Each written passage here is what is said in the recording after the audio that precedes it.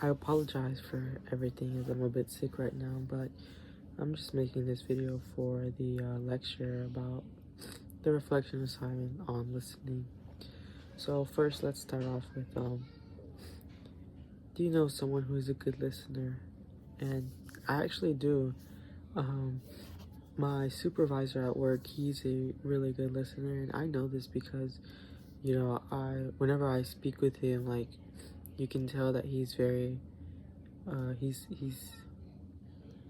he's very thoughtful about what I have to say about everything, and he'll ask questions, and he makes me feel really like just really great when I speak to him compared to like other people when I don't speak to them. And like they'll just, I guess you can tell when someone's not paying attention, when someone is, and he'll be like very intrigued, and he'll start asking questions about anything I say. For example, like my education or anything, he'll ask me, and he'll just listen to what I have to say, and he'll understand everything, and you can tell that he really listens. And I mean, I guess it's really critical, especially as a supervisor of a big company, to be able to listen correctly. And I love the way he listens. uh I really I really do like good listeners. They make you feel like really welcomed, I guess, or more comfortable. They make you feel more comfortable compared to bad listeners, because bad listeners, they excuse me, I'm sorry.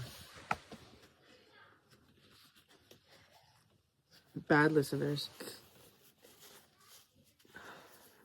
bad listeners will, I guess they'll pay attention, but kind of like the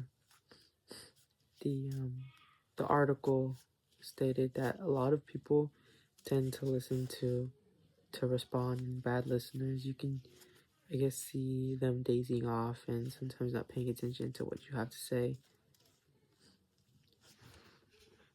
Do you treat them different in and your relationships differently? Uh, I don't treat them differently. I feel like, in the sense, I understand how it feels to be a bad listener, because in some ways, like, I guess this goes for the third question too, but in some ways, I know I'm a bad listener. Whenever someone's not talking about something that I'm not very interested in, I'm not necessarily the best listener. I'll start dazing off. And I've written about this in a past reflection, but I'll start dazing off. And a lot of the times, like the article said, I'll listen to respond. I'm not necessarily capturing everything. And this is something I should work on, because some of the times, like, I will listen to just respond, or sometimes I feel worried about, even before stepping into the conversation, I'll worry about, dang, I don't know how I'm gonna respond, or I'm always just thinking about how I'm gonna respond, because I guess I'm just so shy as a person that thinking about listening directly to someone, everything that they're saying is not something I'm necessarily concentrating. My concentration isn't really the best, like the video was explaining. Concentration is really important, and it takes like a lot of mental work, and it does get really tiring just listening to a lot of people, and sometimes I just feel drained about listening to people. So I think that's something I can improve on. That is definitely something I can improve on.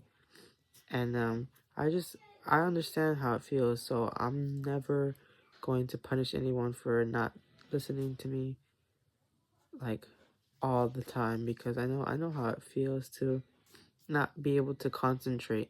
And it's something that almost everybody does. A lot of people don't know how to, it's really common to not concentrate, just because the span, like the concentration span, is just really low nowadays. And sometimes, you don't, sometimes some people don't have the ability to concentrate. So that's nothing I would ever shame people for doing.